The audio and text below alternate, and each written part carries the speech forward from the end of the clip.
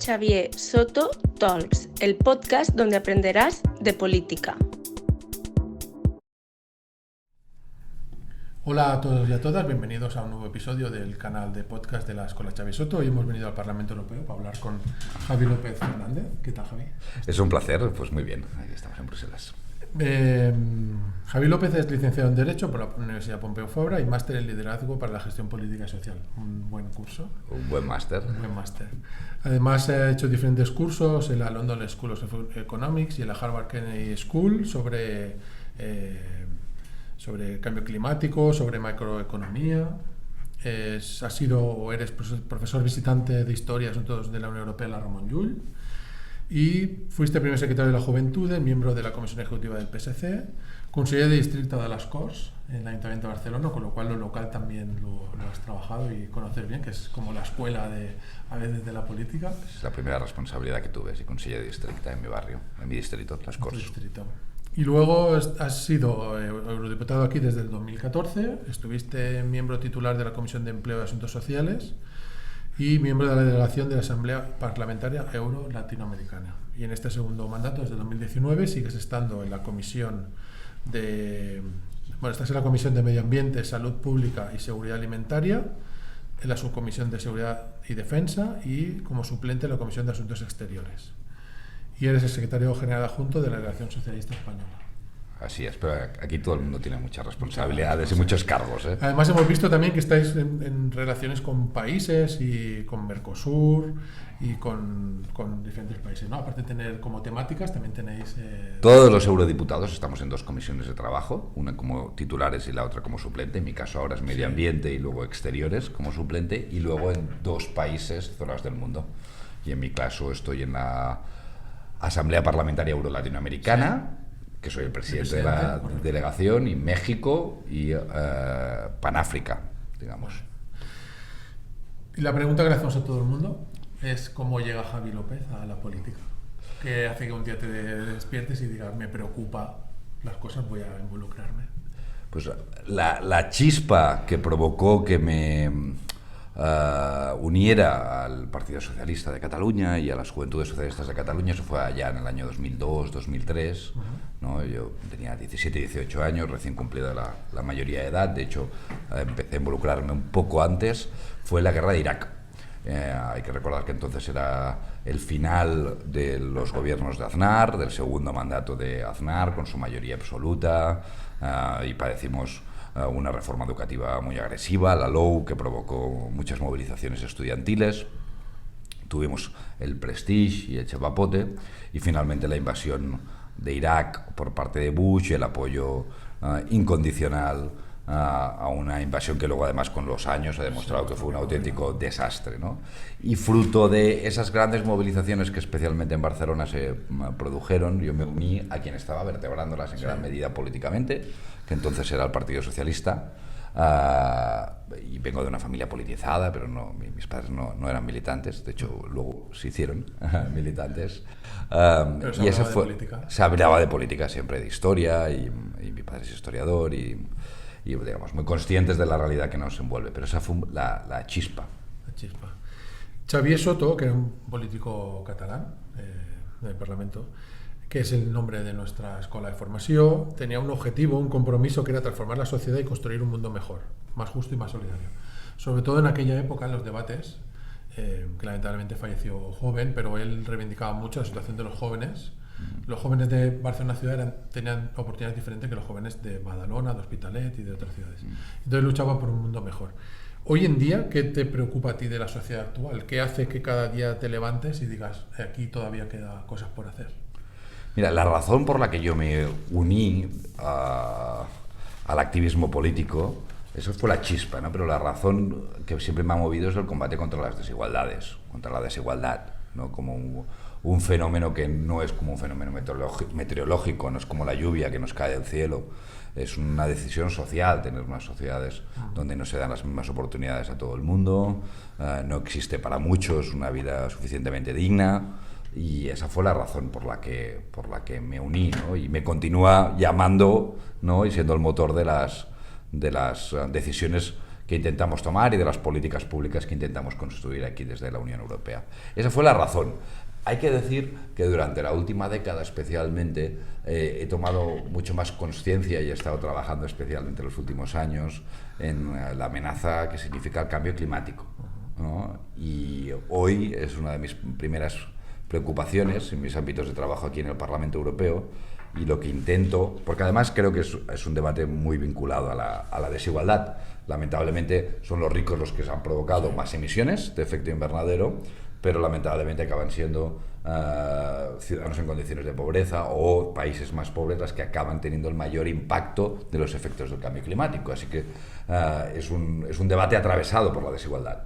Así que lo que intento hacer hoy es combinar la preocupación inicial con la que me uní a la política, que fue la lucha contra la desigualdad, con esta que he ganado durante los últimos años y que además especialmente durante el último lustro, que se ha acelerado mucho el cambio climático, el calentamiento global, cómo combinarlas en una misma acción, justicia climática. En tu primera legislatura aquí en el Parlamento estuviste bastante involucrado en temas de empleo, de mercado laboral y de empleo juvenil, ¿no? La situación no podemos decir que haya mejorado mucho, pero no por la acción de aquí de Europa, que sabemos que desde Europa se toman decisiones muy importantes para luego aplicarlas en los países, pero estamos viendo que sigue siendo un mercado complejo, con la aparición ahora de más mercado digital o empresas digitales o más. Antes estaba como la globalización de las empresas y ahora la digitalización de las empresas. Y sigue siendo un tema muy complejo, el mercado laboral. Sin duda.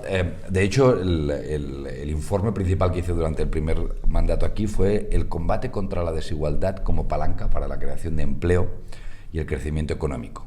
Ese era el título, sí. Que intentaba defender que el combate contra la desigualdad no solo nos interpela moral o éticamente, sino también es justo, pero útil para tener una economía que funcione mejor, porque tienes una demanda más equilibrada y favorece la generación de puestos de trabajo.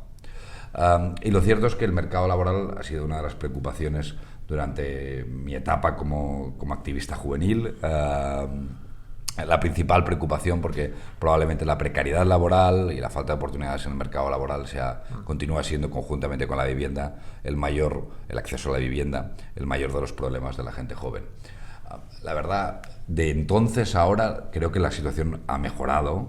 Nosotros vivimos durante los peores años de la crisis económica tasas de desempleo juvenil por encima del 50%, ¿no? En algunas zonas del sur de España podrían llegar al 60-70% esas tasas de desempleo juvenil. Hoy son la mitad. Sí. Continúan siendo cifras muy elevadas, pero yo creo que los esfuerzos que ha habido por parte, y tenemos unas cifras de empleo récords en España, muy buenas cifras de empleo, de número de afiliados a la Seguridad Social, y además eso se ha provocado después de una reforma del mercado laboral que ha estabilizado, ha provocado más indefinidos. Hemos pasado de tener 1 de cada 10 nuevos contratos indefinidos a tener 1 de cada 3. El cambio ha sido fundamental, y de eso se han beneficiado los más jóvenes. Dicho lo cual, el eslabón más débil del mercado laboral continúa siendo los jóvenes, y es algo que nos debería de preocupar, ¿no? Y encontrar formas de mecanismos de compensación. Aquí desde la Unión Europea, durante esos años tan malos, y en eso trabajé durante el primer mandato, se generaron oportunidades con la garantía juvenil y una serie de instrumentos, pero queda mucho por hacer en el ámbito social, en la construcción de la Europa social, del pilar de derechos sociales de la Unión Europea. Nosotros creemos que eso debería ser uno de los objetivos a medio plazo para la Unión, ¿no? Que no solo nos una un mercado común, una moneda única, sino derechos compartidos, estándares en servicios públicos, salarios mínimos compartidos, y esa es una de las razones de ser del Grupo Socialista aquí en el Parlamento Europeo. Además, el empleo, sobre todo el empleo juvenil, tiene una importancia en el momento vital o en la carrera, en el desarrollo vital de tu proyecto personal. Por un lado tienes la educación, que hace un poco puede hacer de ascensor social, pero otro lado tienes el empleo y la vivienda. Son como las 3 patas para tu proyecto de vida. Sí, ¿no? Así es. Y, por ejemplo, en el caso de Cataluña, en el ámbito de la educación, ahora mismo tenemos datos muy malos en PISA, a la cola de España, Creo que se ha descuidado el ámbito de los servicios públicos en general en Cataluña, pero en particular el ámbito de la educación. Y luego el gran problema que está significando la vivienda, el acceso a la vivienda, especialmente en las grandes zonas urbanas de toda España. Para ello ahora tenemos una primera ley estatal que muchos ayuntamientos de Barcelona y el área metropolitana de Barcelona están aplicando, con zonas muy tensionadas para el acceso a la vivienda, pero continúa siendo un enorme reto. La emancipación y esos 3 pilares debieran de ser una de las prioridades de cualquier acción pública, ¿no? Y esperamos que el próximo futuro gobierno de la Generalitat lo tenga como prioridad, ¿no? Lo tenga claro. Estamos en una situación, analizando un poco tu segunda legislatura aquí, hemos tenido por en medio una pandemia de la COVID, que hemos visto que la coordinación que se ha hecho desde aquí de las instituciones europeas ha sido fundamental para poder salir antes y un poco mejor seguramente que si cada país hubiera ido por libre. Pero además de eso estamos en una situación de emergencia climática, más de globalización, y también en una transición digital y transición energética que nos ha de ir hacia un futuro mejor, pero sin dejar a nadie atrás también, ¿no?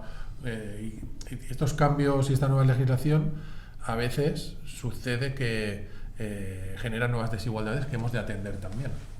No todo el mundo puede cambiarse el coche, no todo el mundo puede ponerse placas solares, no todo el mundo puede invertir, ¿no?, en ese dinero.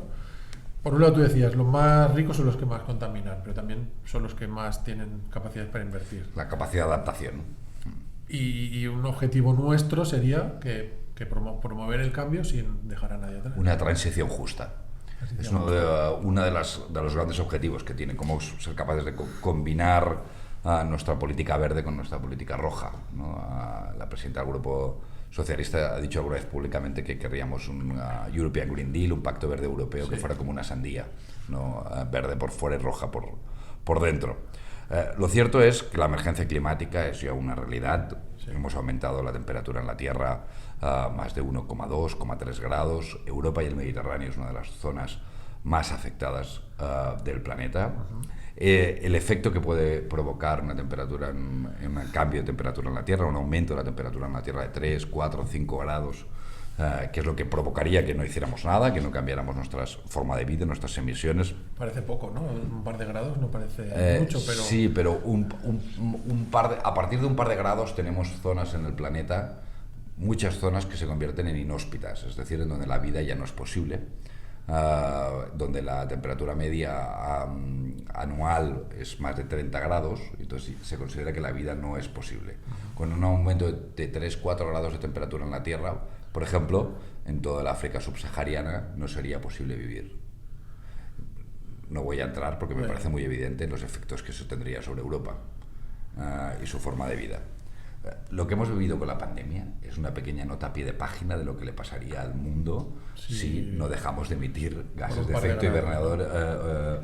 Gases de efecto invernadero. Yo creo que a los 2 grados es posible que acabamos llegando. Nuestro objetivo en el Acuerdo de París, que ahora tiene 7-8 años, es que el aumento de la temperatura de la Tierra se reduzca a 1,5, máximo 2. Cuando se llegó a ese acuerdo, lo que estaba haciendo el mundo, si se continuaba igual, era ir a un aumento de 7 grados, dicen los especialistas. Después de estos últimos 7 años y las políticas que se han ido introduciendo, Europa de hecho ya está reduciendo sus gases de efecto invernadero, especialmente el CO2, el metano. Lo que nos va a llevar ahora, si no cambiamos, no continuamos cambiando, es un aumento de la temperatura en la Tierra de 3,5 grados. Bueno, hay que continuar haciendo esfuerzos para quedarnos muy cerca de 2 grados. Ese es el debate central durante las siguientes décadas y además no solo es un debate sobre clima, también no solo es un debate verde, también es un debate rojo, porque es un debate sobre desigualdad, también es un debate blanco, porque es un debate sobre salud pública, también es un debate azul, porque vamos a economías donde la regulación sea muy exigente en emisiones, entonces es un debate económico. Los esfuerzos de hoy es la competitividad del mañana, quien es capaz de adaptarse, su tejido industrial, adaptarse a esta nueva regulación, a cómo producir las cosas sin gases de efecto invernadero, va a ser más competitivo y exportar su tecnología. Y en quinto lugar también es un debate negro, en el sentido de la política más dura, geopolítica, de reducir nuestras dependencias del exterior. Esto lo hemos visto y lo hemos aprendido de forma muy cruda durante los últimos 2 años con el gas y Rusia. Aún así, esta conciencia que hay sobre el medio ambiente, que supongo que son temas que se tratan en la comisión en la que estás, luego vemos países donde gobierna la derecha, y es un riesgo que ahora tenemos por la configuración del Parlamento, cambiará después de las elecciones, que han decidido salirse de ese pacto o dejar de aplicar medidas, ¿no? Como Estados Unidos, que Trump dijo que no iba a seguir, y posiblemente en otros países donde gobierna la derecha lo que no quieren es aplicar medidas de transformación de la industria que hay o de los hábitos, porque por unos intereses económicos que hay detrás, como a corto plazo, pero luego a largo plazo va a ser peor, ¿no? Así es, nosotros defendemos que es un esfuerzo que es necesario hacer, y para hacerlo ponemos énfasis, el Grupo Socialista, en aquello que me explicabas con mucho acierto, ¿no? Los costes de adaptación, la capacidad de adaptación, ¿no? Cómo hacer que este gran cambio que se va a producir, que es un gigantesco cambio, lo que tenemos que hacer es cambiar nuestra industria para que la producción no provoque emisiones, cambiar nuestra movilidad, es decir, hacer que los coches, los aviones y los barcos se muevan sin petróleo. Tenemos que modificar nuestra vivienda para que sea más eficiente energéticamente, y tenemos que cambiar nuestras fuentes de energía para no utilizar, para generar electricidad, combustibles fósiles. Tenemos que hacer toda esta gran transformación haciendo una transformación justa, que tenga mecanismos de compensación, que no deje nadie atrás, que tenga apoyo en términos de inversiones y ayudas a los sectores sociales más vulnerables de nuestra sociedad, y que haya un acompañamiento por parte de la administración pública, porque es posible que, depende de quién diseñe la política verde provoque más desigualdades, y esto es algo que queremos combatir, y es posible que, si tenemos negacionistas al frente como la extrema derecha, o influyendo en algunos gobiernos como la extrema derecha, hace como Trump, lo vimos en el pasado, no se lleva a cabo esta agenda, ¿no? Y es de vital importancia para el conjunto de la humanidad. En eso es en lo que trabajamos, creyendo en la prosperidad, en el crecimiento económico, en la creación de puestos de trabajo, pero haciéndolo de la mano de esta enorme agenda de transformación, ¿no? Y además estás presides la delegación con América Latina, y estás en la subcomisión de Asuntos Exteriores o de Seguridad y Defensa.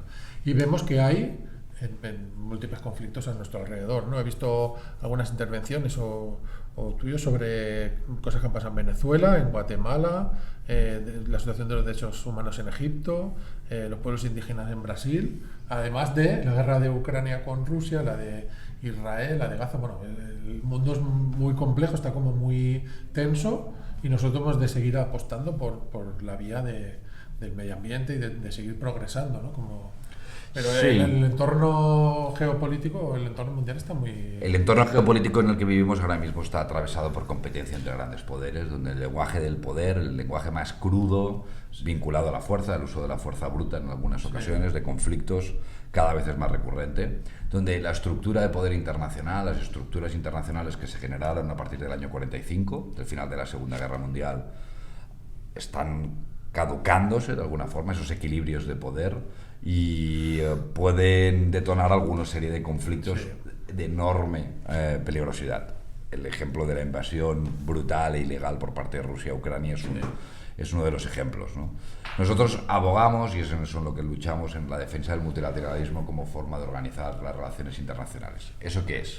El multilateralismo es la voluntad de organizar relaciones internacionales basadas en el diálogo, en la cooperación, el pacto, normas e instituciones comunes para hacer frente a retos comunes, como el cambio climático, que hacía referencia, la agenda de los Objetivos del Desarrollo Sostenible, que recoge algunos de estos retos, el combate contra la pobreza, la desigualdad, el crecimiento sostenible, la igualdad de género. Y en estas delegaciones que tenéis entre la Unión Europea y diferentes países, que hemos visto, por ejemplo, diputados que tienen con Japón, otros con Argelia, con Vietnam, y tú presides una con Latinoamérica, explícanos qué hacéis allí, de qué habláis, o pues cómo se compone. Explícanos un poco para saber un poco más. Mira, la delegación para América Latina tiene 75 miembros del Parlamento Europeo, 75 diputados de diferentes países y partidos y países. Hay que decir que hay bastantes eurodiputados portugueses, españoles, italianos, pues que tienen más vínculos con América Latina, pero de toda Europa. y tratamos la actualidad de América Latina. Nos reunimos una vez cada mes, cada 2 meses aquí en el Parlamento Europeo. Y luego tenemos la Asamblea Parlamentaria Euro-Latinoamericana, que está conformada por estos 75 diputados y 75 diputados latinoamericanos, 150 en total. Nos reunimos 2 veces al año y es un ejercicio, pues la verdad es que muy bonito, con diputados de un bloque como es América Latina y el Caribe, de más de 600 millones de personas y 440 millones de personas que somos los europeos, 1.000 millones de personas, digamos, diputados representando 1.000 millones de personas, pensando en cómo hacer frente a los retos comunes, intercambiando información, legislación y poniéndonos de acuerdo, ¿no? Y funciona como un congreso, luego hay subcomisiones, hay 4 grupos de trabajo. ¿Cuánto dura? Hacemos 2 o 3 días, ¿no? Porque, exacto, claro, las reuniones son 2 veces al año y duran 4 días cada una de las reuniones y funciona como un parlamento. Tenemos 4 comisiones de trabajo: economía, asuntos sociales, asuntos institucionales, ¿no? Política y medio ambiente. Luego tenemos grupos de trabajo, la seguridad alimentaria es un grupo de trabajo, otro grupo de trabajo es la lucha contra el crimen organizado y la seguridad, que es un gran tema para América Latina, y aprobamos resoluciones, informes, y es un ejercicio, yo creo que no solo útil, sino además muy estimulante. Y compartís, por lo mejor, legislación de aquí con la de allí, ellos luego hacen adaptaciones. Efectivamente, y aprendemos mutuamente y tenemos posiciones comunes, ¿no?, sobre lo que pasa en el mundo. Estamos cerca del final de esta legislatura y tenemos el 9 de junio tendremos elecciones al Parlamento Europeo. Y hemos visto que todo lo que hemos hablado ahora, que nos has explicado, tiene una vinculación de lo que pueda pasar o pueda continuar según se configure el Parlamento Europeo, ¿no? Y dependerá de las elecciones que se hacen en los diferentes países. Tenemos encima de la mesa diferentes retos, aparte de la transición energética y la transición digital que hemos visto. Tenemos una brecha digital de la ciudadanía, tenemos el envejecimiento de la población, tenemos la soledad no deseada, gente que vive sola, tenemos la sequía, el empleo, la educación y además tenemos la agenda urbana europea y la española, la local, y que cada ayuntamiento también está haciendo. Y entre ellos, por ejemplo, pues el objetivo estratégico tercero, que es prevenir y reducir los impactos del cambio climático y mejorar la resiliencia, o el cuarto, que es una gestión sostenible de los recursos y favorecer la economía circular. Así, hasta 10 objetivos estratégicos.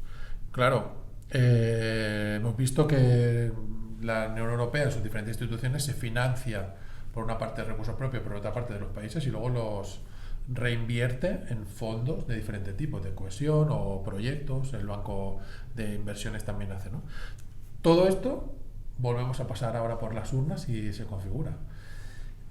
Explícanos un poco, primero, por qué debemos ir a votar, y segundo, por qué debemos elegir o por qué debemos votar socialistas y demócratas. En el caso de España va por circunscripciones, pero el Partido Socialista.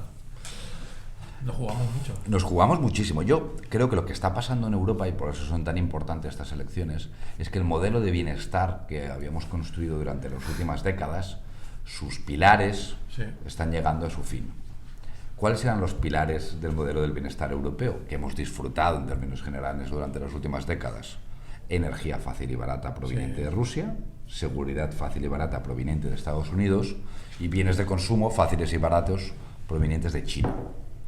Eso, por diferentes razones, Trump, Putin, la globalización ha cambiado, ha llegado a su fin. Y vamos a tener que hacernos cargo de nuestra seguridad, transicionar en nuestra energía y en la transición ecológica, ¿no?, y en nuestro modelo productivo, para hacerlo menos dependiente de los combustibles fósiles, y vamos a tener que reindustrializar áreas estratégicas de nuestra economía. Eso es lo que tenemos por delante, ¿no? Y además lo vamos a hacer no solo haciendo esa reinvención del modelo de bienestar europeo, sino sabiendo que vamos a tener una ampliación probablemente a partir del año 2030 con nuevos países. Necesitamos una Europa más ágil y más social para hacer frente a todo ello. Y luego además todo esto se combina, eso es lo que tenemos que hacer. El modelo de bienestar se agota, reinventarlo, pero se combina con la amenaza real existente en estas elecciones de que el modelo de convivencia político, que había sido un sano equilibrio entre las grandes familias políticas, socialdemócratas, democracia cristiana y liberales, llegue a su fin y que tengamos una alianza estratégica entre el Partido Popular Europeo con los conservadores y la extrema derecha, como vemos en España, en muchas comunidades autónomas, pero vemos en Italia, vemos en Finlandia, vemos en Suecia, y que algunos querrían reproducir aquí en Bruselas, y que vacía de alguna forma el proyecto de integración europeo. Así que yo lo que le diría a los ciudadanos es que en estas elecciones está en juego nuestro modelo de bienestar, cómo lo reinventamos y lo reinventamos de una forma más justa, y está en juego nuestro modelo político europeo y la influencia de la extrema derecha en el futuro de las decisiones de Europa y sobre todo en el futuro del espacio de tolerancia y libertad y democracia que había sido siempre Europa y que espero que pueda continuar siendo. Y para todo ello, el voto para las fuerzas progresistas, socialistas y socialdemócratas en toda Europa es fundamental, y que tengamos una muy buena representación aquí en Bruselas después del 7 de junio en las próximas elecciones. Pues muchas gracias, Javi, por tu tiempo. Gracias a todos vosotros por seguir este episodio y muchas gracias a ti. El 9 de junio son las elecciones, el 9 de junio. Ya digo, yo había dicho 9 de junio, has dicho 7, pero es que son entre el 7 y el 9 de Es cierto, porque son entre el 7 y el 9 de junio aquí en toda la Unión Europea. Hay algunos que empiezan a votar un poco antes. Pues muchas gracias a todos por vuestra atención. En España, 9. Y gracias a ti, Javi, por tu tiempo y por explicarnos tan claramente lo que haces aquí en el Parlamento. Es un placer y es un fantástico proyecto este podcast de la Escuela Xavier Soto. Muchas gracias. Gracias a vosotros. Recuerda que puedes seguirnos en Instagram, YouTube, Spotify, iVoox y Apple Podcasts.